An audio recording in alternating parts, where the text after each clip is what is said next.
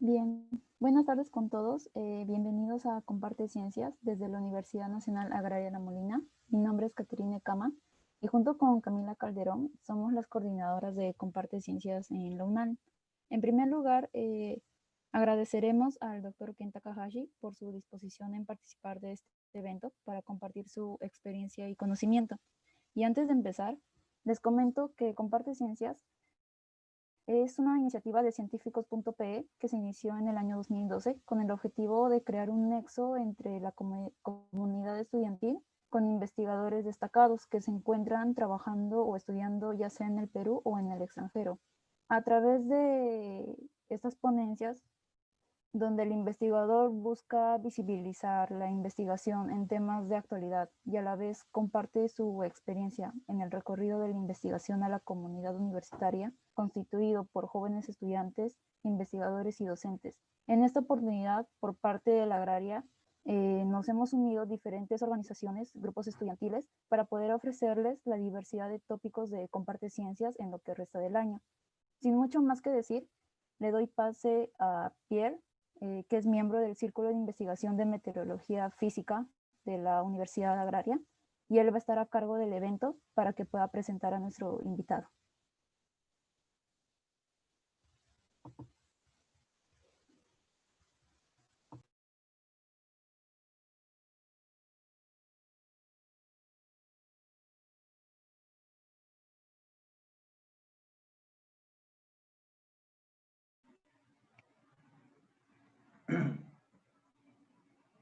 Hola, ¿me escucha?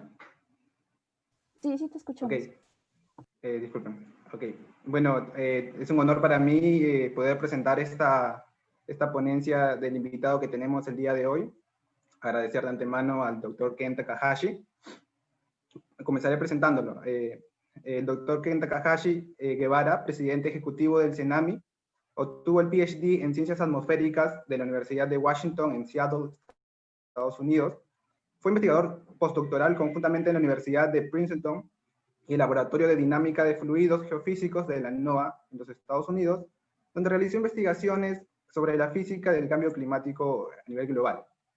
Fue investigador científico en el Instituto Geofísico del Perú, especializándose en el entendimiento y predicción del fenómeno del Niño y de sus impactos en el Perú, reconocido a nivel internacional, habiendo sido recientemente nombrado miembro del Comité Científico del Programa Mundial de Investigación del Clima, y es representante del Perú ante la Organización Meteorológica Mundial de las Naciones Unidas, además de ser miembro de su Consejo Ejecutivo. Sin menos preámbulos, le damos la palabra al doctor Takahashi. Buenas tardes, muchas gracias por la invitación. Es un placer poder compartir con ustedes algunas experiencias como investigador científico en temas particularmente sobre el clima. Me han pedido que antes de iniciar la ponencia dé algunos alcances sobre lo que ha sido mi experiencia desde, digamos, mis inicios como investigador hasta el presente, así que les quisiera comentar un poco sobre eso. Ya Pierre nos ha comentado un poco sobre mi experiencia laboral, pero le quería comentar un poco más, un poco para que quienes estén pensando en trabajar en investigación científica tengan por lo menos como referencia un caso particular que es el mío. No pretendo decir que mi situación ha sido representativa, ni siquiera un ejemplo necesariamente a seguir, pero de todas maneras puede servirles como como una referencia. Entonces, en ese sentido, primero comentarles que yo me inicié mis estudios en ingeniería electrónica en la Universidad Católica. Terminé estudios generales, llevé algunos cursos en lo que sería facultad, acá en el curso de la carrera.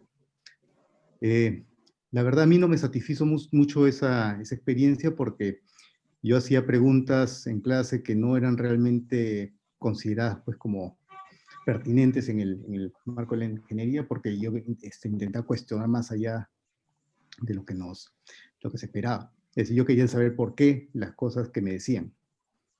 Entonces, en forma natural, terminé decidiendo pasarme a física, donde justamente ahí en física uno hace ese tipo de preguntas más fundamentales, intentando explicar qué cosa está debajo de la cosa que nosotros asumimos como hechos, ¿no?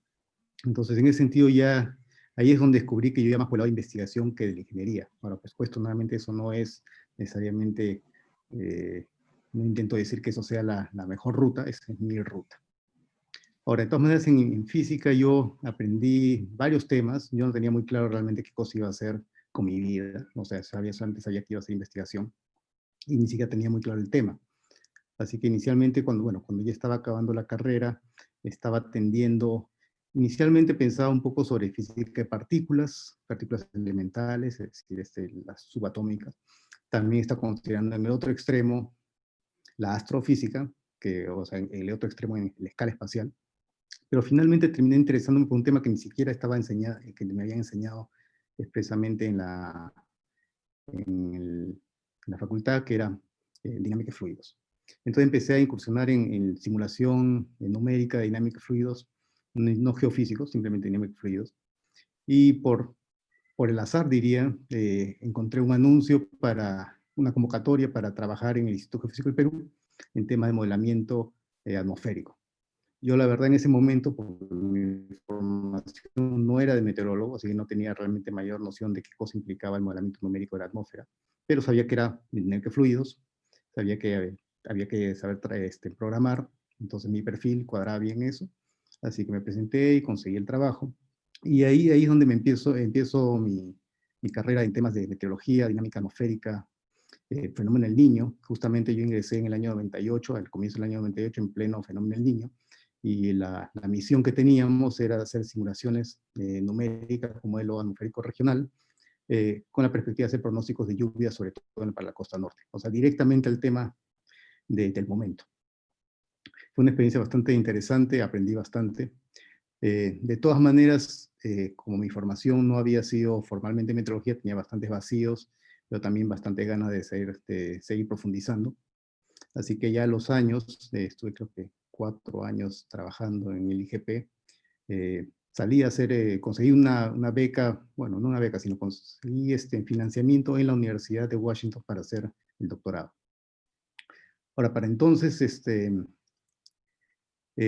originalmente mi interés había sido el fenómeno del Niño, pero ya viendo cuál es el estado del conocimiento, de la actividad que había en la comunidad científica en ese momento sobre el fenómeno del Niño, no habían preguntas muy interesantes, digamos, en ese momento para hacer investigación, para descubrir cosas nuevas. Y eso es algo que quizás no todos son conscientes de que existe, que una de las motivaciones más importantes para hacer investigación para un investigador es la curiosidad, la ganas de descubrir algo nuevo, que nadie conozca, algo sustancial. Entonces, en ese sentido, los investigadores somos, no todos, pero muchos somos como nos gusta solucionar acertijos, ¿no? Descubrir cuál es la respuesta a una pregunta, una incógnita a la cual nadie sabe cómo responder. Entonces, en ese sentido, el niño estaba un poco ya, digamos, ya había pasado el pico donde uno podía descubrir grandes cosas sobre el fenómeno. Entonces terminé haciendo mi doctorado sobre un tema relacionado también sobre la interacción oceano-atmósfera. Obviamente el niño tiene que ver mucho con cómo la atmósfera y el océano se relacionan para generar estas variaciones de año en año, pero mi foco fue más sobre por qué la distribución de las temperaturas, de la lluvia, sobre todo el océano Pacífico tropical, era de la forma como era, es decir, frío frente a la costa de Sudamérica, seco, es decir, sin lluvias, y más bien las lluvias al norte de la línea ecuatorial o hacia el oeste, ¿no? Ese patrón grande, la verdad, se conoce, pero no totalmente aún por qué es como es, ¿no? Hay varios factores que contribuyen, pero no es claro todavía por qué. No, cuáles son los predominantes, por qué es como es finalmente. Entonces había ahí un tema más interesante. En un momento incluso mi asesor, David Battisti, el doctor David Battisti, le entró la duda de si realmente iba a poder yo lograr encontrar algún tipo de respuesta interesante, ¿no? Y ya estábamos viendo incluso a ver si me pasaba a estudiar otra cosa. Pero justo ahí, bueno, ya en ese interín donde estamos analizando la otra posibilidad de estudio, que era más bien la distribución de lluvias en el otro lado del Pacífico occidental, en lo que le llaman la zona de convergencia del Pacífico Sur, encontré una metodología que me permitía tratar ambos fenómenos y plantear algunas respuestas interesantes, que era básicamente un modelo de oceanósfera idealizado, donde yo podía jugar con las montañas y cambiar el clima simplemente modificando, haciendo unas como simulaciones, qué pasaría si no hubiera Andes, qué pasaría si no hubiera los Himalayas o las montañas rocosas, y ver cómo eso afectaba la distribución del clima. Entonces eso finalmente rindió frutos y pude publicar un par de artículos científicos sobre eso, y bueno, y conseguí el doctorado. Luego, ya a medida que iba terminando mi tiempo en la Universidad de Washington, postulé a una beca, que es una beca de investigación bastante interesante, que es auspiciada por la NOAA de Estados Unidos, que es para investigación bastante básica, sin bastante libertad, donde uno podía escoger a dónde, con quién quería ir a trabajar. Y yo escogí irme a Princeton a trabajar con el doctor Isaac Held, que es una eminencia en cuanto a teoría de clima de gran escala, sobre cambio climático, modelamiento atmosférico global, y del cual yo quería aprender cómo es que él piensa, cómo trabaja su cerebro, digamos, para analizar desde perspectivas novedosas los fenómenos. Entonces me fui a Princeton, al Laboratorio de Dinámica de Fluidos Geofísicos de la NOAA, y ahí el trabajo que desarrollé finalmente fue una pregunta que había surgido desde que estaba yo en la Universidad de Washington, porque de ahí nos reuníamos bastante con nuestros compañeros de clase, y una de las preguntas que habíamos estado discutiendo y que nadie sabía realmente cómo atacar era por qué cuando el planeta se calienta con el calentamiento global, si es que la humedad del aire aumenta 7% por cada grado de calentamiento, el promedio de la lluvia a nivel mundial solamente aumentaba entre 2 y 3%. Entonces había una discrepancia ahí que nadie tenía muy claro cómo explicar, o si era una discrepancia, o más bien estamos enfocando mal el problema. Y ese finalmente fue el trabajo al cual yo dediqué la mayor parte de mi tiempo en Princeton. Tengo un par de artículos sobre ese tema, que les voy a explicar un poquito más adelante. Y además aprendí bastante sobre cambio climático global, participé en algunas publicaciones, etc. Ahora, de ahí, terminando Princeton, regresé a Perú. Yo sabía que ya en Perú el trabajo que iba a desarrollar, la investigación que iba a desarrollar, ya no podía ser tan global, ¿no? tan teórica, tenía que ser más aplicado. Y ahí el tema, acá en Perú, el tema principal en cuanto a clima es el Niño. Y ya por esa época, alrededor de los años 2000, después del 2007 quizás, había habido un resurgimiento en cuanto a investigación en el Niño, pero ahora enfocado en los diferentes tipos de eventos del Niño. Entonces ya el tema ya era más amplio ahora, habían nuevas cosas que investigar, y ahí encontré una nueva ruta de trabajo, entonces una nueva línea. Entonces ahí, a raíz de eso ya he empezado a trabajar más específicamente sobre la diversidad de los eventos del Niño, y eso ha sido lo que he estado desarrollando principalmente hasta hace unos años que ya ingresé al CENAMI, ya no tanto en un rol de investigador, sino más bien ya como presidente ejecutivo. De todas maneras, el tema de investigación me siguen pareciendo bastante importante, bastante interesante, así que me alegra tener esta oportunidad ahora para comentarles un poco más de detalle algunos aspectos de la investigación que he desarrollado y cómo lo enmarco ahora en un proceso más amplio que puede llegar desde la investigación científica, ya no solo terminando un artículo científico, sino cómo puede acabar esto en algún tipo de beneficio para la sociedad. Entonces, bueno, con eso, ahora quisiera intentar hacerlo rápidamente, porque creo que me he tomado bastante tiempo ya, comentarles un poco sobre esta presentación. Así que les voy a compartir la pantalla y empiezo.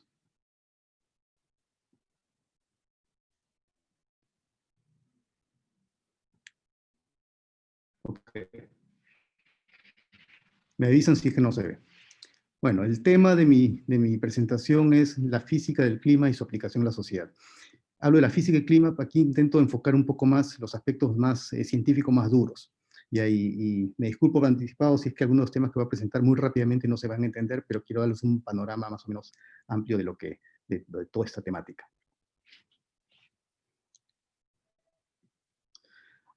Ahora, como un marco, ya nuevamente intentando dar ese panorama amplio, ya se mencionó anteriormente que participo como representante del Perú ante la Organización Meteorológica Mundial. En realidad, CENAMI es la entidad que se encarga de de implementar en el Perú las normas y decisiones de la Organización Meteorológica Mundial, y una de ellas es el plan estratégico, ¿no?, de la OMM para los siguientes años.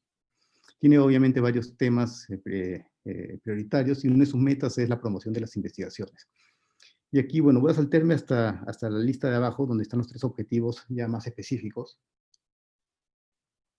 un poco para entender cómo la ciencia se puede enfocar de diferentes maneras.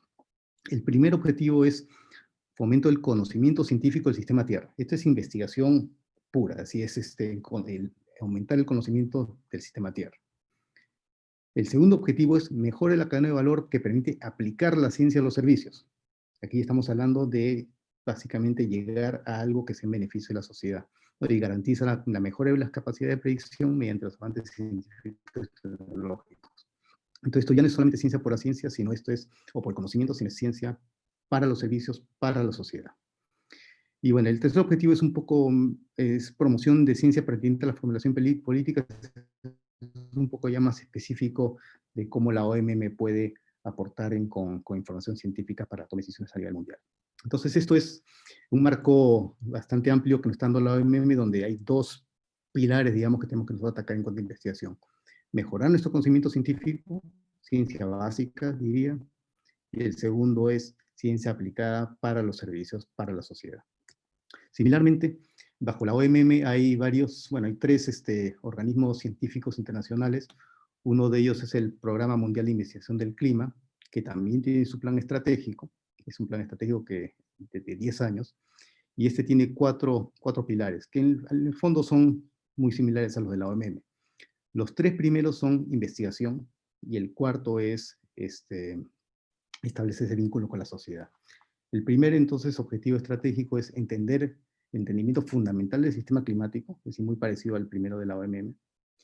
Los 2 siguientes son sobre predicción o pronóstico o proyección, es decir, el número 2 es predicción a corto plazo de la evolución del sistema climático, básicamente pronóstico del clima.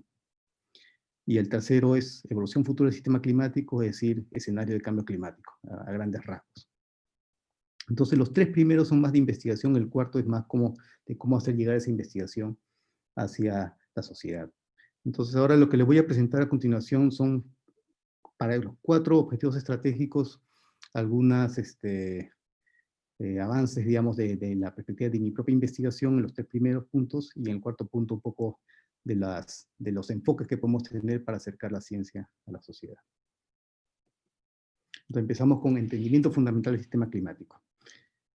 Bueno, primero que nada, ¿qué significa entender, hablando de la física y el clima?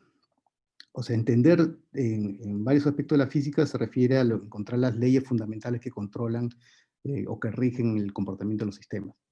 La verdad es que para el clima prácticamente ya sabemos cuáles son las leyes fundamentales. Y acá hay un ejemplo de algunas de las ecuaciones matemáticas que gobiernan la dinámica del océano a gran escala. Esas ecuaciones están, o sea, ya las conocemos.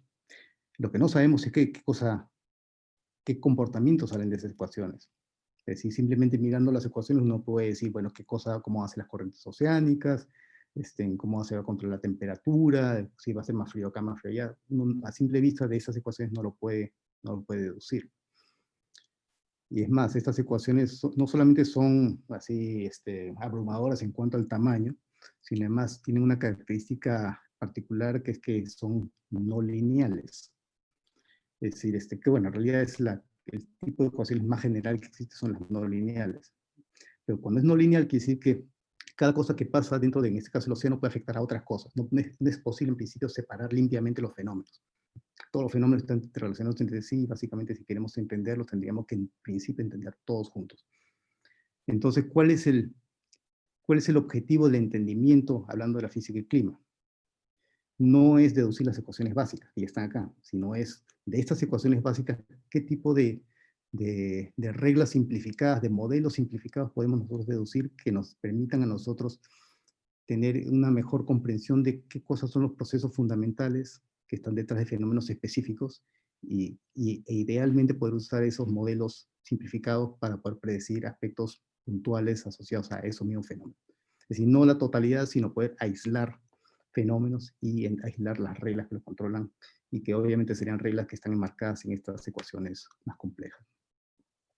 Entonces es el objetivo, o sea, más bien el concepto de entender en este caso es más bien tener esos modelos simples, heurísticos, como le llaman, y que nos permitan hacer predicciones sencillas.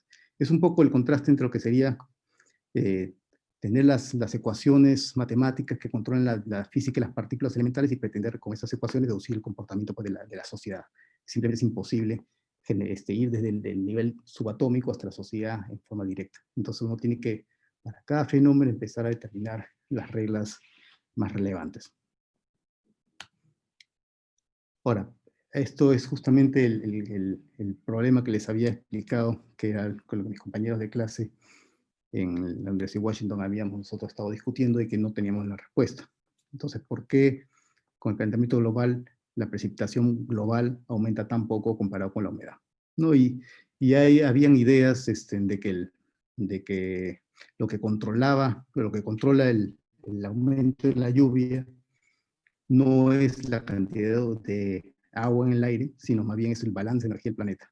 Es decir, ahora hay que interpretar la lluvia no como un flujo de agua, sino como un flujo de energía. ¿Por qué? Porque evaporar agua de la superficie requiere energía. Y esa energía, cuando se producen las lluvias en la atmósfera, o sea, se forman las gotas de lluvia en la atmósfera, produce un calentamiento de la atmósfera. Entonces, en ese sentido, el proceso de evaporación y precipitación es un flujo de energía desde la superficie, digamos, del mar, hacia la atmósfera. Entonces, en ese contexto, el poder entender por qué las lluvias cambian a determinada tasa está relacionado más bien con cuánta energía está disponible para ese cambio. Entonces, habían esas ideas, pero no iban mucho, no permitían decir mucho sobre cuánto es que debería aumentar, por qué solamente 2 o 3% y no por qué no 7 o 10 o más por ciento. Entonces aquí, bueno, que hay una ecuación sencilla que era el nivel del conocimiento hasta ese momento, en el año 2002, pero realmente no había aumentado sustancialmente los siguientes años. Entonces allí en la universidad ya en el Laboratorio de Dinámica de Fluidos Geofísicos de la NOAA, este pequeño modelo conceptual, aquí voy a poner en la figura de la izquierda es el modelo conceptual, es una simplificación de los diferentes flujos que hay en la atmósfera, entre la superficie y la atmósfera. No voy a entrar en mayor detalle sobre esto, pero aquí digamos, el avance importante, digamos, que logró obtener respuestas concretas fue el añadir una capa ahí entre el océano, que dice, se puede ver acá, entre la superficie del océano y la atmósfera, es decir, por encima de la base de las nubes y por debajo de la base de las nubes. Eso en realidad, incluir esa subdivisión de la atmósfera en esas dos capas fue el gran logro que permitió desatorar, digamos, el análisis y llegar como consecuencia a una solución que es esta acá a la derecha. Básicamente aquí lo que nos está diciendo es la temperatura global del aire, bueno, se expresa de esta manera, la diferencia de temperatura entre la superficie del mar y el aire se expresa de esta manera, y la precipitación básicamente es una función entre cuánta energía solar se absorbe en la atmósfera y cuánta energía se pierde por radiación infrarroja. Aquí los detalles no son tan importantes, lo importante es que tengamos una solución. Esa solución así explícitamente no se contaba antes. Y como pueden ver a la izquierda, eso nos permitía con esta curva negra, nosotros predecir cómo, o simular por lo menos cómo es que variaría esa precipitación a nivel global con el calentamiento de la superficie, llegando hasta un máximo que es la energía disponible por la radiación solar. Entonces, la curva negra sólida es esa predicción con este modelo bastante sencillo, comparativamente, mientras que las curvas punteadas son la misma cosa, pero ya con modelos mucho más sofisticados, es decir, modelos globales, con toda la dinámica atmosférica, etc.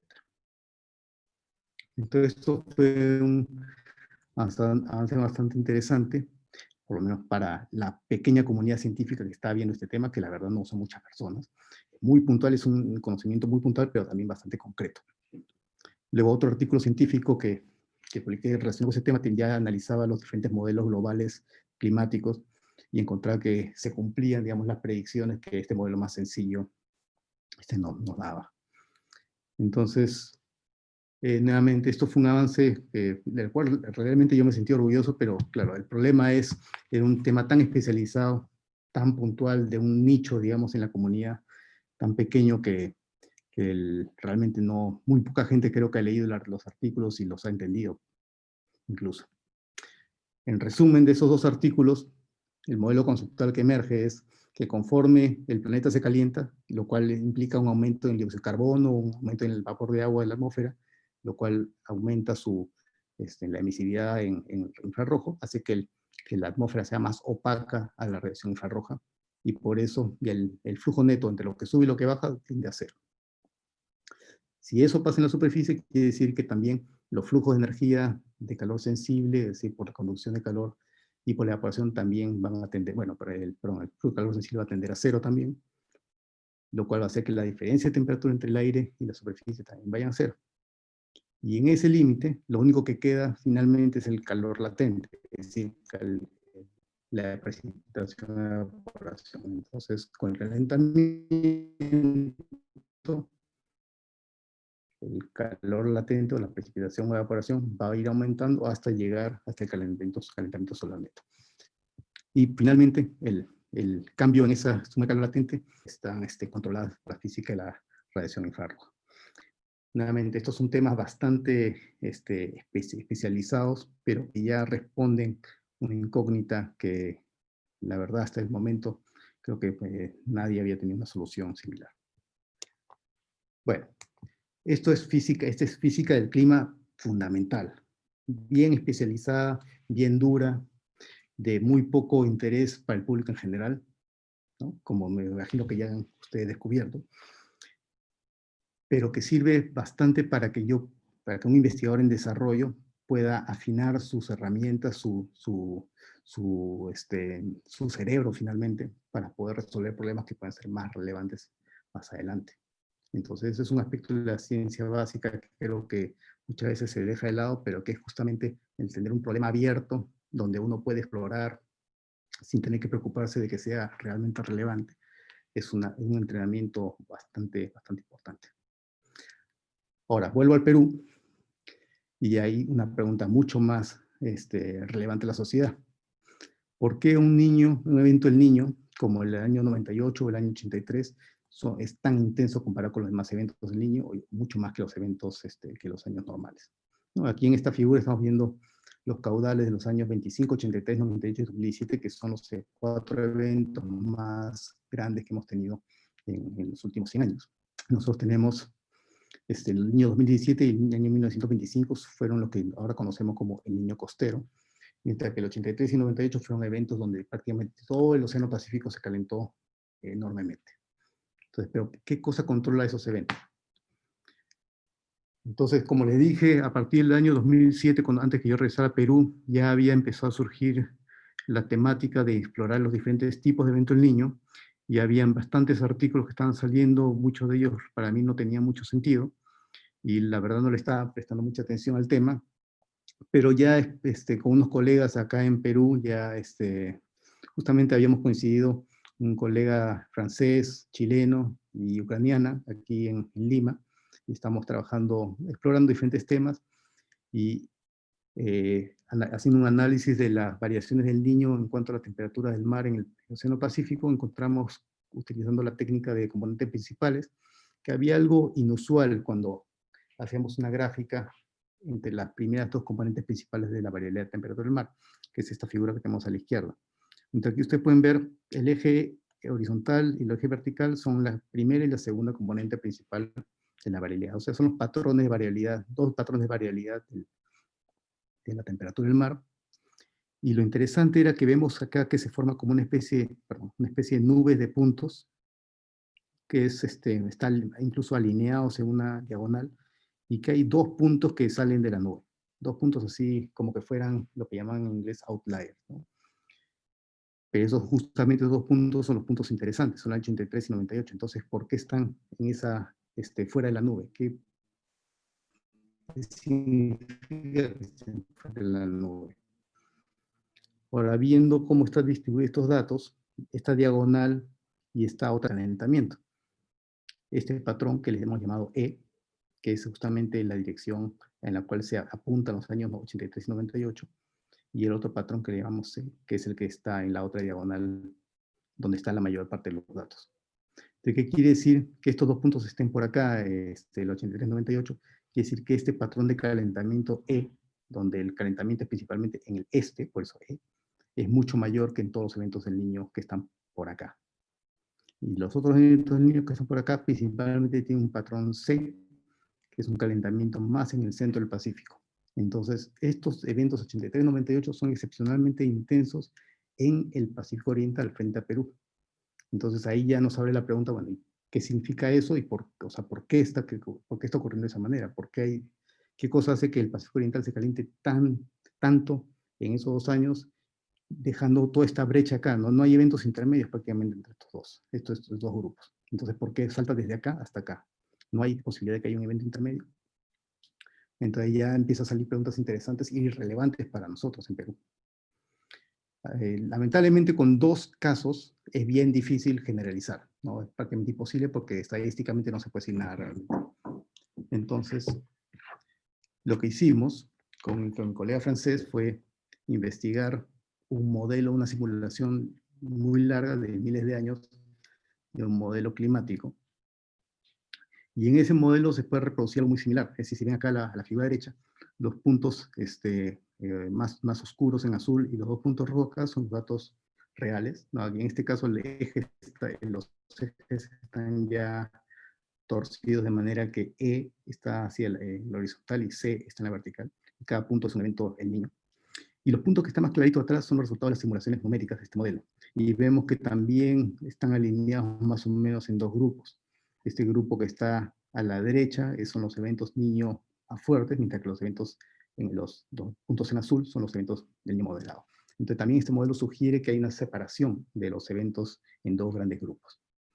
Y analizando más, ahora sí, con buena estadística en el modelo numérico y con las observaciones, encontramos que eso está asociado a una respuesta de los vientos. Y aquí hay que, bueno, quizás para que no estén familiarizados con la física del Niño, cuando hay un calentamiento en el Pacífico Oriental, o sea, en el lado oeste, frente al Perú, normalmente eso está asociado a vientos que empujan desde el oeste hacia nuestra costa, lo cual hace que las aguas calientes vengan hacia nosotros. Entonces, esa acción del viento produce un calentamiento de nuestra costa. Pero a su vez, el calentamiento de nuestra costa hace que el viento del oeste sea más fuerte. Entonces hay una retroalimentación entre el viento y el calentamiento. Entonces, mientras más intensa sea esa relación entre el viento y el calentamiento, más puede crecer el Niño. Y esa relación se ve en esta figura de la izquierda como la pendiente de esta curva. El eje horizontal es el calentamiento y el eje vertical es el viento. Entonces, a medida que estamos con valores, digamos, de -1 hasta 1 punto algo en calentamiento, la pendiente, es decir, cuánto aumenta el viento con calentamiento, es esta. Y cuando pasamos este nivel de 1.6 aproximadamente, esa pendiente aumenta al triple. Es decir, que el crecimiento del viento con calentamiento es el triple de fuerte que antes, y eso hace que el evento del Niño pueda crecer más todavía, mucho más rápido, triple de rápido. Entonces eso para nosotros podría explicar por qué no hay eventos intermedios. Es decir, cuando se pasa de 1.6, el evento del Niño crece tan rápidamente que ya no deja nada en el medio. Entonces esa idea la teníamos, no la pudimos profundizar más en este trabajo. Incluso yo cuando lo comenté con colegas también estudiosos del Niño, eran escépticos de que realmente este factor podía ser responsable de separar los niños en 2 grandes grupos. Entonces, posteriormente, ya con una colega griega que trabaja en Estados Unidos y mi colega francés, planteamos un modelo matemático teórico de justamente este fenómeno, en el cual implementamos esta variación en la fuerza de la retroalimentación del Niño. Y lo que encontramos efectivamente es que en esta figura, bueno, les voy a tener que explicar un poco qué es. En el eje X es el calentamiento, realmente la superficie, y el eje vertical es cuánto calor hay en el océano. Que normalmente uno espera que para un evento del Niño tenga primero que haber calor en el océano y luego se produce el calentamiento en la superficie. Y eso es lo que vemos acá cuando a lo largo de estas curvas tenemos un valor H que el contenido de calor elevado, es decir, positivo, y luego de eso vamos en esta dirección, produciendo un calentamiento, luego se descarga ese contenido de calor, es decir, estamos bajando en H hasta un valor negativo, y luego se va enfriando la superficie, ¿no? Y de ahí pasamos a una fase fría, que es lo que le llaman la niña, que es la fase fría del niño. Y lo interesante de acá es que podemos nosotros diferenciar entre eventos que se calientan mucho, que llegan hasta por acá, y eventos que se quedan aquí moderados. Y la separación acá aproximadamente es este umbral, de temperatura crítica, que entendemos que se está relacionado a una temperatura de unos 27, 28 grados centígrados, que es cuando el mar permite que se formen tormentas sobre él, que es algo que no ocurre frente a la costa de Perú, porque las temperaturas en nuestra costa son mucho más frías. Entonces, por eso no hay tormentas frente a Perú, en la costa de Perú, a pesar de que somos un país prácticamente ecuatorial. Pero durante el Niño, esas temperaturas del mar pueden exceder 27 grados y se pueden, ¿no?, presentar estas lluvias como las que sabemos que ocurren en la costa norte del Perú. Entonces, esto acá cuadra con esa idea, y pudimos explicar por qué, cómo es que se puede realizar esa separación de eventos del Niño entre moderados y muy fuertes. Bueno, ahora paso al segundo punto. Estos van a ser más breves ahora. Ahora, hablando específicamente de la predicción a corto plazo, la predicción del clima. Entonces, siguiendo con el tema del Niño extremo. Si es que hay un punto donde las temperaturas pueden seguir aumentando mucho más rápido y llegar hasta un Niño extremo, mientras que si es que no llegamos a ese umbral, más bien nos quedamos en una situación del Niño moderado o de repente no el Niño, entonces eso obviamente puede tener implicancias para el pronóstico. Entonces tenemos que ser más finos de poder pronosticar si es que el niño puede o no exceder ese nivel y luego seguir creciendo o no.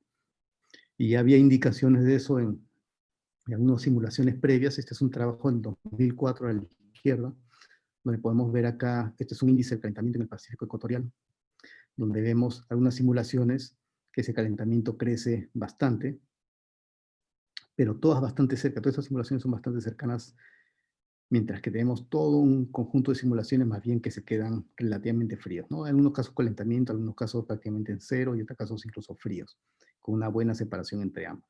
Entonces esto ya nos hacía pensar que habían al menos modelos, perdón, mi gato. Ya. Teníamos modelos numéricos climáticos que más bien ya simulaban este fenómeno. Ahora, con este modelo teórico simplificado, lo que vemos acá, nuevamente viendo esto en función del contenido de calor y la temperatura superficial, vemos que si partimos de un conjunto de simulaciones, aquí con una distribución gaussiana, una campana gaussiana, esa distribución de simulaciones de condiciones iniciales va evolucionando, va expandiéndose porque hay variabilidad de la atmósfera que hace que las diferentes simulaciones se dispersen entre sí. Pero si es que alguna de estas simulaciones exceden este umbral de digamos, 28 grados centígrados, ese conjunto de simulaciones se empiezan a separar del resto. Y ya se logra generar dos acá grupos, que son justamente acá el niño extremo, y de ahí los del niño, las niñas normales, que son todo lo demás. Y aquí incluso podemos nosotros cuantificar la probabilidad. Es decir, cuánto de las simulaciones se exceden este umbral. A 9 meses de la simulación, el 28%. Entonces, si tuviéramos que hacer un pronóstico partiendo de esta distribución inicial con este modelo, diríamos que hay un 28% de probabilidad de que el clima evolucione hacia un evento lineal extremo. Entonces, esto tiene ya implicancias para la predicción, aun cuando este modelo obviamente no es un modelo de pronóstico, pero ya nos da ideas de qué cosas es lo que tenemos que buscar, cómo es que tenemos que analizar la información de modelos mucho más sofisticados. También nuestro trabajo que hicimos en 2015 con el modelo global nos permitió explorar algunos posibles predictores, es decir, variables que si medimos con anticipación de repente nos dicen qué probabilidad hay de que se desarrolle el niño extremo. Entonces ya habíamos hablado del contenido de calor, pero el contenido de calor acá, digamos, si medimos el contenido de calor en agosto y vemos cuál es el calentamiento en el Pacífico Oriental en enero siguiente, vemos que no hay una relación muy marcada. Es decir, si estamos con contenido de calor positivo por encima de cero, es decir, a la derecha de acá, podemos tener entre niños extremos a prácticamente normal.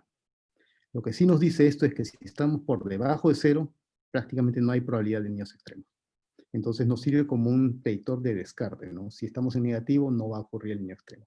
Lo cual es útil, pero no es particularmente muy potente como predictor.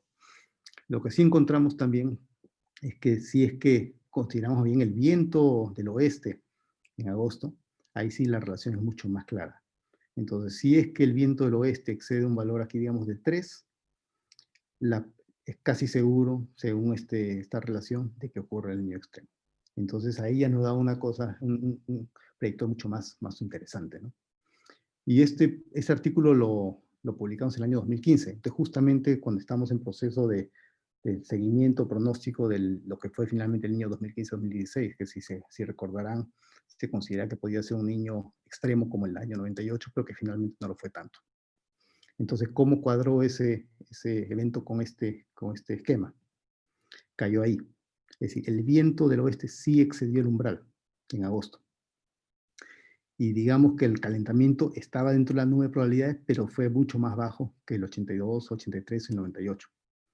Entonces, bueno, la comisión ENFEN, que es la que hace estas evaluaciones, encontró pues, que ese año 2015 los vientos del sur a lo largo de Costa Perú habían estado bastante fuertes y eso explicaría por qué no se pudo calentar tanto. Ahora, ¿por qué estaban fuertes esos vientos?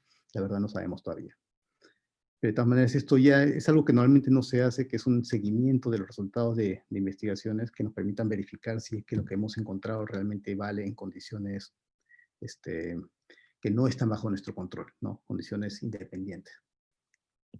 Entonces, de todas maneras, este resultado sí parece que mantuvo su validez. No refutó, digamos, el resultado del estudio original. Ahora voy a hablar un poco de evolución futura del sistema climático. Voy a seguir con el tema niño. Y aquí este es de un artículo en el cual colaboré, publicamos hace un par de años, y tiene que ver con cómo el niño, en cuanto a calentamiento en el Pacífico Oriental, varía con el cambio climático. Y para esto es importante hacer notar que, para empezar, esto se basa en el análisis de simulaciones con modelos climáticos globales. Entonces, modelos bastante sofisticados, pero que también tienen bastantes problemas. Y en particular, las simulaciones que hacen para nuestra región del mundo, o sea, frente a la costa de Perú, tienen a ser demasiado calientes, demasiado lluviosas comparado con la realidad. Entonces hay cierta duda de qué tan buenas vayan a ser las simulaciones de cambio climático futuro. Entonces lo que se hizo en este trabajo, primero se hizo una selección de los modelos. Para esto, si nos fijamos en es la figura de acá de A, la que se ha observado, aquí lo que tenemos es nuevamente esta relación entre los componentes principales de la temperatura del mar, los índices E y C, y lo que estamos viendo es lo que ya vimos anteriormente, esta relación donde los eventos del niño extremo salen de la nube de los demás eventos. Entonces, esta es nuestra estimación de la realidad. Entonces, lo que buscamos son modelos que simulen esta relación. Entonces, por ejemplo, acá en la figura D se muestra uno de esos modelos que sí simula esta relación aproximadamente, en esta especie de boomerang, esta curva. Mientras que hay un conjunto de modelos que no simulan esa relación no lineal, como le llamamos. Entonces, eso es el primer filtro. Se escogen solamente los modelos que simulen esta relación que nosotros habíamos encontrado hace unos años. Lo otro que considerar es que este índice E y C, estos índices E y C están basados en componentes principales. Y para cada modelo, la componente principal está asociada a un patrón que no necesariamente es el mismo modelo a modelo. Y eso podemos verlo acá en la figura de abajo. Entonces, para un modelo de estos, el patrón E, del Pacífico Este, el calentamiento no está tan al este como otro modelo que es, un modelo francés. Pero sin embargo, el comportamiento de los índices asociados a cada una de estas regiones sí es similar. Entonces, para este modelo, este es el niño tipo 98, para este modelo, este es el niño tipo 98. Entonces, con esa acotación, digamos, ese índice, y ahí lo podemos evaluar como para estimar cuánto cambia el niño para el modelo, para el mundo que está simulando este modelo dado. No es necesariamente el mundo real, pero es el mundo análogo a la realidad. Y en ese caso, lo que encontramos es que la mayoría de modelos simulan que con el calentamiento global, la frecuencia de eventos del niño extremo aumentaría. En promedio, 47% comparando el siglo XX con el siglo XXI. Entonces, esto es un resultado que anteriormente no se había logrado porque la metodología, digamos, había tenido otro enfoque y no había podido evitar los problemas asociados a los errores de los modelos. En este caso, como estamos trabajando para cada modelo en el mundo que ellos simulan, entonces ahí logramos un resultado más consistente.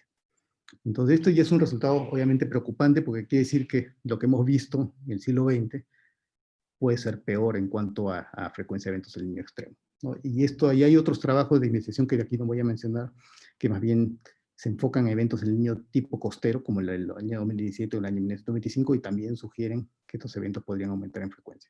Aunque los resultados acá yo la verdad no los considero todavía bastante preliminares, ¿no? Bueno, ahora voy a hablar un poco sobre algunos aspectos de cómo establecer los puentes entre la ciencia del clima y la sociedad. Volviendo al plan estratégico del WCRP, del Programa Mundial de Investigación del Clima, recordemos que el cuarto objetivo estratégico era los puentes, este puente. Entonces, aquí bosquejo cómo sería el puente para cada uno de los tres objetivos estratégicos. Recordemos, el primer objetivo es ciencia básica. La ciencia básica no va a llegar a la sociedad de la misma manera que un pronóstico climático o un escenario de cambio climático. Y eso tenemos que entenderlo si es que queremos nosotros ser efectivos para que nuestra investigación tenga ese impacto en la sociedad.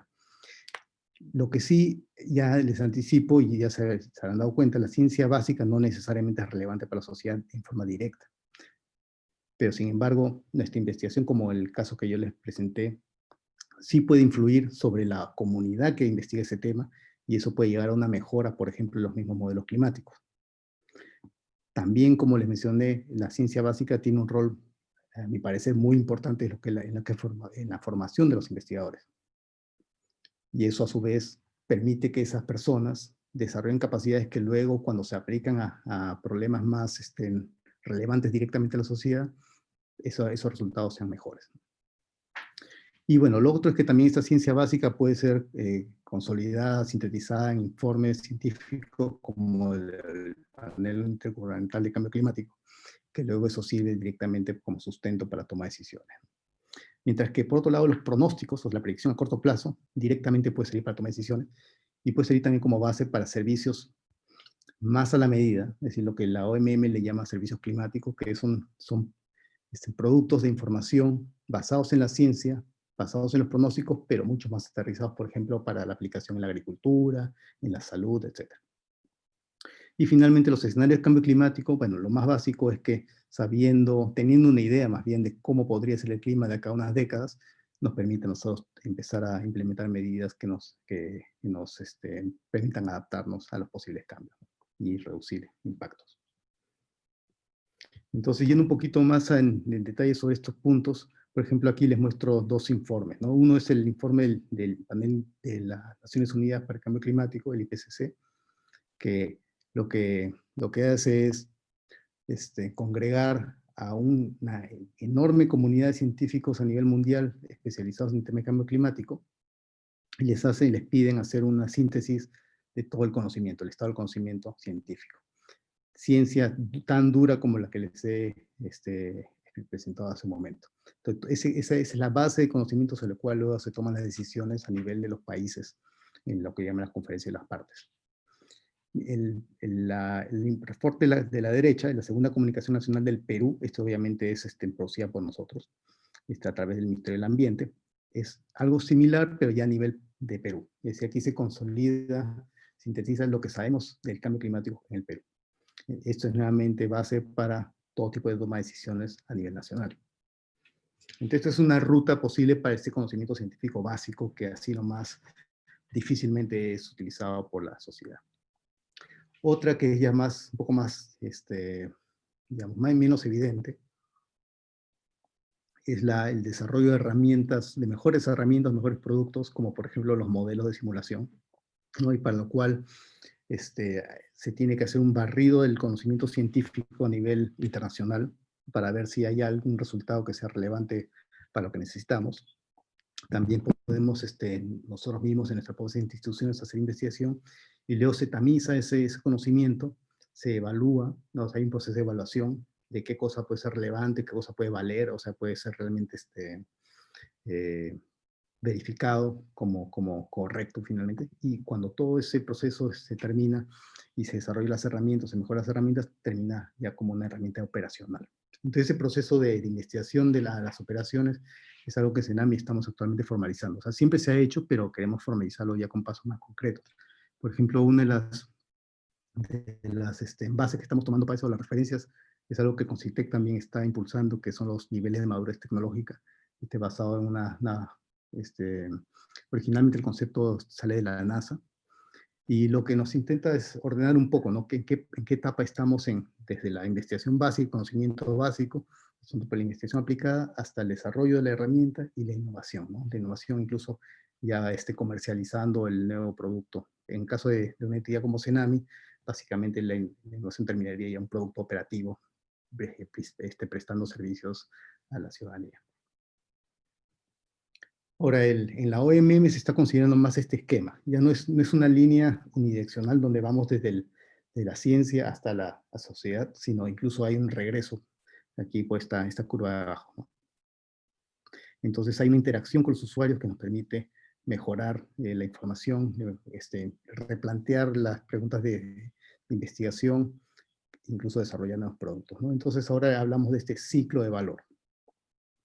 Entonces estos son los conceptos que está ahora planteando la OMM, cómo deberíamos conceptualizar esa interacción entre la ciencia, los servicios y la sociedad.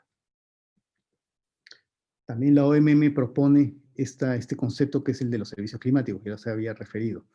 Y aquí, en esta gráfica del medio, vemos que la base es, digamos, la información, la observación de los datos, la investigación, esas son las dos piernas, digamos, de los servicios, y luego pasamos por la generación de los servicios, pero además hay esto que le llama la interfaz de usuario, la plataforma de interfaz de usuario. Entonces, ¿qué es, creo, la principal innovación en este marco mundial de los servicios climáticos? Que es que ya no es que solamente, digamos, una entidad como Senami dice, bueno, aquí está mi pronóstico, ustedes úsenlo, sino es preguntarle al usuario, ¿qué necesitas realmente? ¿Te sirve lo que yo te doy? ¿Cómo lo podemos mejorar? O de repente necesitas algo totalmente distinto, ¿qué podemos hacer, no? Entonces, ese diálogo entre los generadores de información, los investigadores también, porque hay que ver si es que hay información nueva que no existe, que hay que desarrollar. Eso es lo que finalmente permitiría que esta información, estos servicios, realmente sean más útiles para los usuarios, ¿no? Y eso implique mayor uso. Porque si es que nuestro servicio, nuestra información no es usada, su valor es cero. Y bueno, ya hay 5 temas prioritarios por la OMM: agricultura, energía, agua, riesgo de desastres y salud. Entonces como Senami, estamos viendo también cómo contribuir a cada uno de estos. Ahora, un ejemplo concreto de cómo la información técnica científica termina en algo de impacto a la sociedad. Hace poco hemos tenido, ahora en septiembre, una declaratoria de emergencia por peligro inminente por déficit hídrico en la región norte del Perú. Y en parte, por lo menos, esa decisión ha sido tomada basado en nuestro pronóstico climático generado en Senami, que a su vez está basado pues, en investigación científica y la implementación de una herramienta de pronóstico. Entonces, esto es, digamos, la ruta así directa de cómo esta información científica finalmente termina pues, en algo de impacto directo en la ciudadanía. Ahora, un ejemplo más reciente, obviamente la pandemia COVID ha afectado a todo el mundo, y los servicios meteorológicos de todos países, estamos viendo cómo podemos nosotros contribuir, es decir, con conocimiento científico. Y como el COVID es una enfermedad, una infección respiratoria, y varias de estas infecciones tienen una variación climática en el sentido de que en invierno tienden a tener mayor prevalencia que en verano. Entonces hemos empezado una serie de actividades perdón, para intentar levantar la información, las investigaciones que están desarrollándose a nivel mundial, a ver si es que podemos encontrar algo robusto que nosotros podamos utilizar para generar servicios, para informar a nuestros tomadores de decisiones. Entonces, un ejemplo de eso es la conferencia el simposio que se realizó en agosto, y la otra es que la OMM misma, ya impulsada en realidad por varios de nuestros países, ha creado un grupo de trabajo para que haga estas evaluaciones, y esperamos en el próximo mes probablemente tener ya el primer reporte sobre el estado del conocimiento sobre este tema. Y bueno, con respecto al tema de los escenarios de cambio climático, nuevamente, tenemos todo un desarrollo tecnológico científico que nos permite a nosotros llegar hasta el producto que son los escenarios climáticos, pero eso no queda ahí, sino que además ya en el marco de la ley que ha promulgado el Ministerio del Ambiente sobre cambio climático, ya ahí se le manda a CENAMI para que establezca los lineamientos para que los usuarios, digamos los gobiernos regionales, los otros ministerios sepan qué hacer con estos escenarios climáticos para los estudios que ellos necesitan hacer para poder tomar las medidas para poder adaptarse al cambio climático. Entonces no lo dejamos sueltos como simplemente aquí está mi producto, ya tuve lo que haces, sino es acompañarlos más allá. Esa es, digamos, la nueva forma de trabajar para llegar a la sociedad. Y bueno, y finalmente también nosotros como entidad, como prestadora de servicios en CENAMI, tenemos brechas de conocimiento, hay cosas que no sabemos. Entonces, que necesitamos saber para poder dar mejores servicios. Entonces, sobre esa base hemos desarrollado una serie de líneas de investigación que intentan orientar a las investigaciones, no solamente en realidad en CENAMI, sino puede ser incluso universidades u otras entidades. Entonces, aquí, bueno, les puedo compartir ya en mayor detalle, aquí son 5 grandes líneas que son en realidad bastante amplias, pero luego dentro de cada una de estas hay mayor detalle sobre los temas puntuales. Les dejo un ratito si es que quieren ojearlo. Y bueno, y finalmente, lo último ya, como conclusión, ¿no? Entre grandes rasgos, digo, la investigación puede ser básica, fundamental o aplicada, por ejemplo, con ciclos o proyecciones. Existen distintas rutas o puentes entre la ciencia y la sociedad según qué tipo de investigación estamos haciendo. Quisiera enfatizar que la ciencia básica, la investigación básica es clave para la formación de investigadores. Las líneas de investigación pueden orientar los esfuerzos de tesistas, por ejemplo, de ahí pensando en las universidades, ahora en particular la agraria que está organizando esto. Y lo otro es que la transición de la investigación a las operaciones, es decir, este proceso ya formalizado que estamos intentando implementar, va a ayudar a que, digamos, las universidades, los estudiantes tengan mayor claridad de cómo es que pueden contribuir a hacer los servicios de CENAMI y, por tanto, ser más relevantes para la ciudadanía por esa ruta en particular. Bueno, ya con esto creo que ya se me acabó el tiempo también. Muchas gracias por su paciencia y sí, no sé si hubiera tiempo para preguntas, pero aquí estoy a su disposición. Muchas gracias.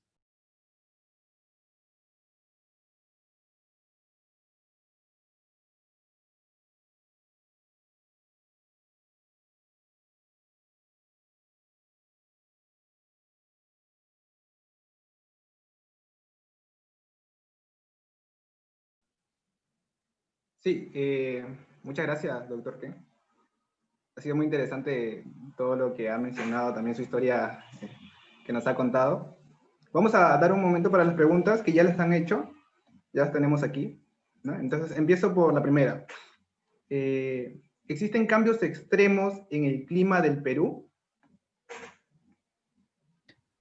A ver, un tema que sí he mencionado es lo del fenómeno del Niño. Es decir, si bien es difícil con la información histórica, es decir, lo que ya hemos observado en el último, digamos, siglo, es difícil decir si el hecho de que hayamos tenido el Niño 83, 98 y 2017 relativamente reciente, eso directamente no podemos decir que se deba al cambio climático, puede ser pura casualidad también. Pero lo que sí mencioné también es que los estudios que hemos hecho con los modelos de simulación climática, que de todas maneras son, con todas sus deficiencias, son lo mejor que tenemos como herramienta para intentar ver el futuro, sugieren en forma bastante robusta que sí, la frecuencia del Niño extremo podría aumentar en este siglo con respecto al siglo anterior. Ahora, ese es un tema puntual de eventos climáticos extremos. El otro que también es preocupante, en particular, bueno, que me preocupa particularmente a mí, es el tema de las sequías en la Amazonía.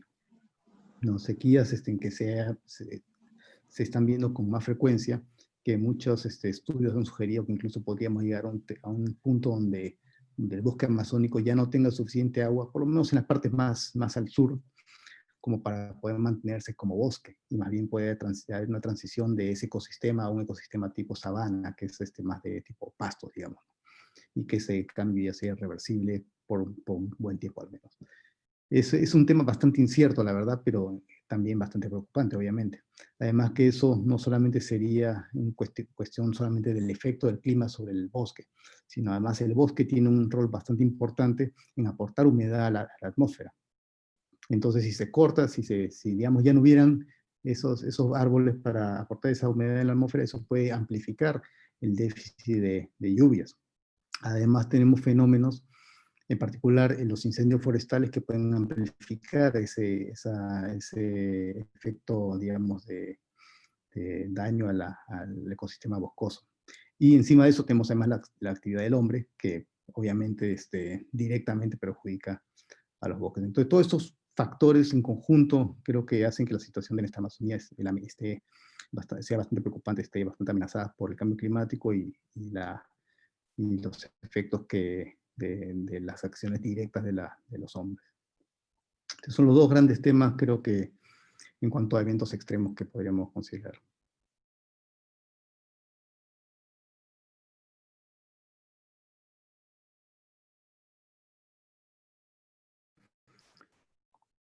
Pierre, creo que te hemos perdido. Perdón. Sí, la siguiente pregunta, muchas gracias. La siguiente pregunta es, durante el verano del 2021, ¿cuál es la probabilidad de un evento niño frente a las costas peruanas? O niño.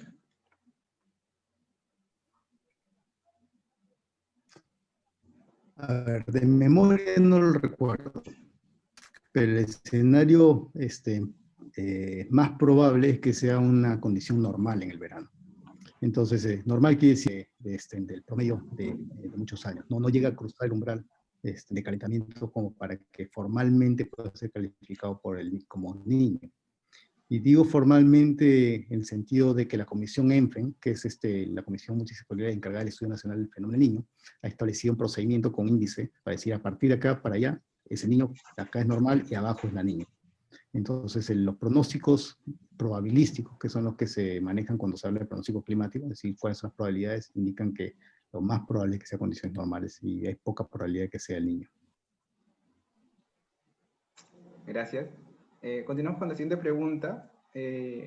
Continuando con el niño, ¿no? Dicen, ¿cómo afectaría el niño o la niña en las temperaturas del aire, mar, viento y precipitación, en general las variables meteorológicas, sobre la Antártida? Ok, hasta antes de la Antártida ya tenía una respuesta, pero ahora sí déjame pensar un ratito. Sobre la Antártida.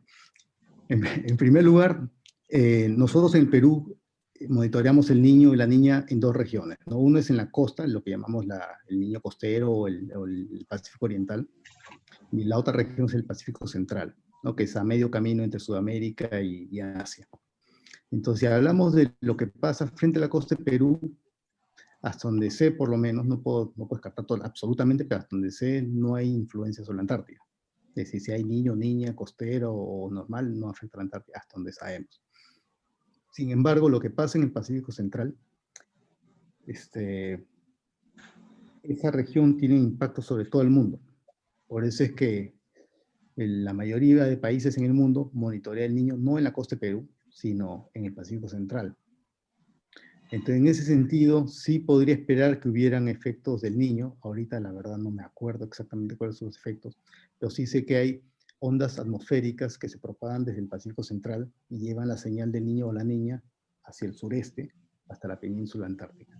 Ahora, los impactos, ahorita no me acuerdo cómo es el detalle de eso, pero incluso son diferenciados según qué lado de la península está uno. Entonces, eso lo puedo averiguar para más adelante. Ahorita, la verdad, no lo tengo fresco en la cabeza. Ok, gracias. La siguiente pregunta es, ¿cómo puedo aplicar el modelamiento físico en la predicción de desastres naturales? Ok, es una pregunta en realidad bastante amplia porque hay varias formas de cómo se puede aplicar los modelos físicos, numéricos, matemáticos. No, lo que yo les he estado comentando es principalmente de la perspectiva del pronóstico climático. Ahora, una de las razones por las cuales nos enfocamos en el niño, o la niña en todo caso, es que a nivel mundial, y hablando de pronóstico con varios meses de anticipación, es lo mejor que podemos pronosticar. Así es el fenómeno, quizás en ese sentido, mejor conocido en cuanto a sus mecanismos y mejor simulado también, y que intrínsecamente probablemente es lo más predecible. Entonces, típicamente un pronóstico climático se basa primero que nada en el niño o la niña. Entonces, en ese sentido, ahora lo que correspondería saber sería cómo impacta la ocurrencia del niño o la niña sobre, digamos, la zona que nos interesa. En el caso del Perú, un calentamiento en la costa como el 98, 83 o 2017 puede tener impactos bastante dramáticos. Entonces, en ese sentido, mejorar nuestra capacidad de pronóstico para el calentamiento en esta región sería es un objetivo, digamos, clave para nosotros poder reducir o tomar las medidas de prevención que reduzcan los impactos. Ese es a nivel climático. Luego tenemos a nivel, digamos, de escala de tiempo más cortas, ¿no? De eventos extremos en el sentido de, por ejemplo, heladas, friajes, granizadas, etc. En ese caso, lo que estamos hablando ahora son pronósticos del tiempo, ¿no? Esos pronósticos meteorológicos que normalmente se manejan con un modelo atmosférico solamente, ¿no? Aunque últimamente ya cada vez se están utilizando más modelos que también incorporan el océano, pero no es tan crítico como para el caso del Niño. Entonces, el caso de fenómenos extremos meteorológicos, la dinámica de la atmósfera es la que domina, y ahí lo principal es tener una buena, bueno, para empezar un buen modelo, obviamente, pero también una muy buena caracterización del estado de la atmósfera, lo cual implica tener además buenos datos, no solamente en el lugar donde a uno le interesa, sino en todo el mundo. Entonces ahí es donde la red de la, o sea, que es gestionada por la Organización Meteorológica Mundial es clave, ¿no? Porque nos permite a todos integrar esta información con la exposición de los centros que hacen las simulaciones con modelos globales. De ahí tenemos modelos ya más locales que pueden ser, por ejemplo, más específicos, por ejemplo, para desplazamiento de tormentas. Típicamente, por ejemplo, un modelo podría ser tomando imágenes satelitales o de radares meteorológicos que nos permitan identificar dónde están los núcleos de tormentas. Poner modelos bastante sencillos que nos permitan predecir en qué dirección se están desplazando estas tormentas, simplemente viendo cómo se han venido desplazando y quizás con información también de modelo atmosférico, nos permita predecir a muy corto plazo en qué dirección van esas tormentas. Entonces eso podría servir como base para sistemas de alerta temprana ante lluvias intensas, activación de quebradas, etc., ¿no? Y es algo que estamos contemplando justamente implementar en los próximos años en el marco de los sistemas de alerta temprana en las cuencas a nivel nacional.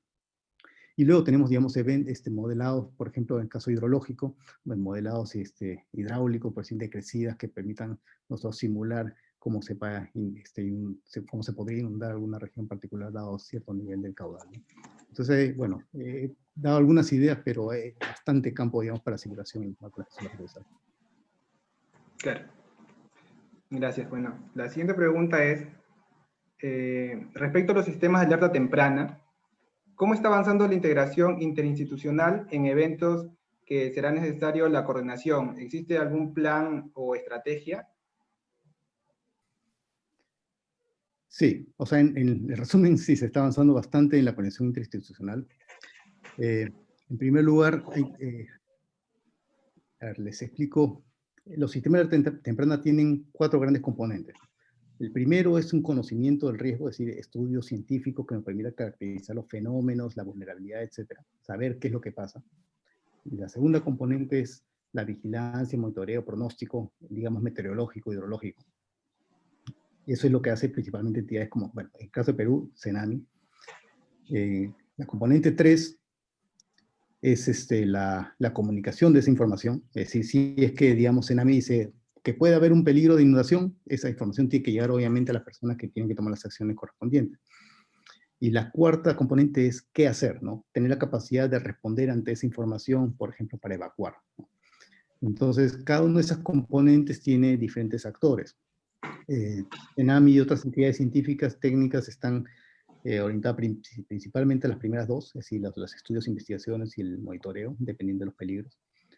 Con INDECI se trabaja más las componentes 3 y 4, INDECI y las autoridades regionales locales, que son las que son las responsables de tomar las acciones en cuanto a la gestión de riesgo de desastres y en particular el sistema de alerta temprana. En ese sentido, entonces, nosotros estamos, junto con INDECI, hemos empezado con una iniciativa para un sistema de alerta temprana en la cuenca del río Rímac. Ya hemos también, no solamente con ellos, sino con varias autoridades de la cuenca, ¿no? de nivel, desde municipalidades hasta el gobierno regional, Municipalidad de Lima, etc. hemos estado firmando convenios con cada una de ellas, porque finalmente el sistema de alerta temprana, para que sea efectivo, tiene que completar las 4 componentes y cada uno tiene que saber cuáles son sus roles, ¿no? Y que llegado el momento de que haya la tormenta, que Tsunami genere el aviso, esa información resulta en una acción. Entonces, eso es esencial. Ahora, obviamente, cada institución tiene su responsabilidad. El caso de Tsunami no nos compete directamente, pues, decirle a la población que tiene que evacuar, pero sí nosotros estamos impulsando la articulación entre las 4 componentes en el marco de lo que se conoce como la Red Nacional de Alerta Temprana, que está a cargo de INDECI, pero que en temas de hidrología y meteorología es Tsunami quien está liderando el tema. También, además de lo de la cuenca del Rima, que era algo puntual que nosotros estamos trabajando ya, tenemos a la reconstrucción con cambios. La reconstrucción con cambios tiene cargo muchas cuencas a nivel de la vertiente del Océano Pacífico. Son 19, si recuerdo bien.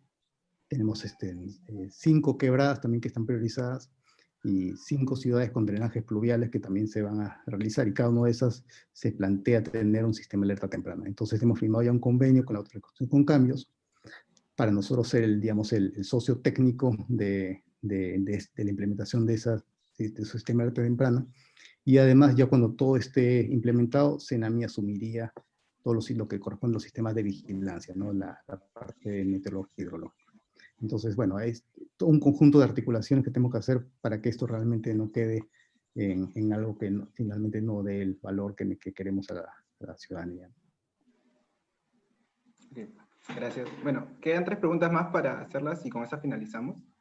La siguiente es, ¿cuál es el estado de entendimiento de la relación MJO-ENSO y sus impactos en los eventos extremos del Perú? A ver, bueno, para quienes no conocen lo que se conoce como MJO, las oscilaciones de Madden-Julian, son sistemas, como vemos, sistemas o fluctuaciones o perturbaciones en la atmósfera ecuatorial, ¿no? Que normalmente vienen desde Asia en dirección hacia Sudamérica. Entonces, nosotros podríamos hacer, si es que podemos monitorearlas y tener un buen modelo de pronóstico, podríamos, con varios días de anticipación, poder hacer la predicción de su impacto sobre Perú. El problema con eso es que en este momento los modelos de pronóstico no son muy buenos viniendo más allá de Oceanía hacia el Pacífico Oriental, o sea, el Pacífico Central Oriental. Sí, ahí la capacidad de pronóstico a nivel mundial no es muy buena todavía en eso. Podríamos, de todas maneras, o sea, sí hay herramientas que podemos usar y estamos trabajando en Tsunami para poder aprovechar esa información, pero bueno, ahí está la limitación. La otra relación, que ya hablando del niño, del ENSO, de oscilación sur, es que esas mismas oscilaciones, Madden-Julian y MJO, pueden afectar al desarrollo del niño, porque estas oscilaciones están asociadas también a vientos del oeste o vientos del este. Entonces, si hay una fase de esa oscilación MJO que empuja con los vientos hacia las aguas calientes hacia nosotros, eso puede gatillar calentamientos en la costa. Entonces, eso sí se viene haciendo rutinariamente en el marco del ENFREN, justamente, de manera que si vemos que una oscilación Madden-Julian genera un viento del oeste, y se ve que se está generando ese viento del oeste, entonces ya se puede predecir que eso puede generar una onda oceánica, que le llamamos ondas, que se llaman ondas Kelvin, que viajan desde el oeste hacia el este, hacia nuestras costas, y podemos hacer esa predicción de que de acá a un par de meses puede llegar la onda y podría producir un calentamiento o incluso un enfriamiento también. Entonces, ese es, digamos, en el marco del ENSO, del Niño de Oscilación Sur, eso también es una información bastante útil que estamos manejando. Gracias. Una pregunta más. La siguiente pregunta es, ¿cómo genera el Tsunami los modelos regionales del cambio climático en el Perú? Ok. A ver. Creo que no entré en mayor detalle sobre los modelos climáticos, pero la idea es esta. Si nosotros queremos hacer una simulación del futuro, es decir, de acá a décadas, uno tiene que considerar el planeta entero. Porque básicamente la atmósfera no tiene fronteras reales, no tiene fronteras físicas, y lo que pasa en una parte del mundo eventualmente va a afectar a la otra parte del mundo. Entonces, esos modelos globales que tienen para el propósito de cambio climático tienen que incorporar la atmósfera, el océano, ahora más recientemente la dinámica de los ecosistemas, como los bosques, que pueden responder al clima y producir alteraciones al clima propiamente también, a su vez. Entonces, todos esos modelos son muy complejos, muy pesados también, porque son programas computacionales que requieren gran capacidad de cómputo, bastante almacenamiento, y se realizan en pocos centros a nivel mundial. Pocos centros me refiero a unos, digamos, del orden de 30, donde sea, pero no se realizan en Perú. No, nosotros no hemos desarrollado esos modelos y tampoco no sería práctico estar nosotros intentando replicar esas simulaciones a nivel mundial. Por otro lado, por el mismo hecho de que se está simulando todo el mundo, no tienen mayor detalle. Es decir, de un lado al otro del Perú podemos tener quizás 10 puntos. No tenemos cada valle, cada, cada característica del país. Entonces es muy grueso, es muy poca información para poder utilizarle de allá para decisiones o medidas que tienen que implementarse a nivel local. Entonces, hay una necesidad de esa información, aterrizarla a nivel más fino, digamos a nivel de una cuenca, a nivel de un valle incluso. Entonces, una de las herramientas que se utiliza para eso es lo que mencionan, que es los modelos regionales, que es algo que también presenté muy rápidamente anteriormente. Entonces, ese modelo regional es muy parecido al modelo global, pero como su nombre lo indica, está acotado a una región, ¿no? Es una sección del planeta. Y uno puede seleccionar esa ventana y ponerla donde le interesa. En nuestro caso, primero pondríamos una en Sudamérica y luego una más fina todavía para Perú. Entonces, obviamente, debido a que es mayor resolución, tiene mayor también costo computacional, pero como es una región más limitada, eso compensa, ¿no? Entonces es una estrategia, digamos, eficiente para lograr una información más fina. Entonces nosotros venimos realizando eso con simulaciones de modelos a nivel global. Tenemos un modelo regional, le damos al modelo regional lo que produce el modelo global en los bordes, digamos, de la región, y ya el modelo regional a la interna empieza a simular los efectos de las características locales del terreno, ¿no? Y luego, de todas maneras, esos modelos regionales tienen limitaciones, es decir, hay procesos físicos que no están bien representados ni en los modelos globales ni en los modelos regionales. Y como resultado de eso, por ejemplo, tenemos ese que mencioné de que los modelos globales no simulan bien la costa de Sudamérica, es muy caliente y muy lluviosa comparado con la realidad. Problemas similares tienen también los modelos regionales, pero por estar más acotados, digamos, se evidencia menos, pero igual hay correcciones que hay que aplicar a la salida de los modelos globales, que es algo que también nosotros realizamos, ¿no? Entonces, con eso ya podemos generar un producto, digamos, una información que está más fina, está corregida, y que con suerte es más confiable. Y yo con suerte porque estamos hablando del futuro, ¿no? El futuro siempre va a ser incierto. Pero es lo mejor que podemos hacer en el momento. Ok, gracias. Bueno, ya por el tiempo vamos a entrar a una última pregunta. La he seleccionado porque he visto que hay varios compañeros de meteorología de primeros ciclos. Y bueno, la pregunta es, ¿hay trabajo para los meteorólogos en el Perú? ¿Será mejor trabajar fuera?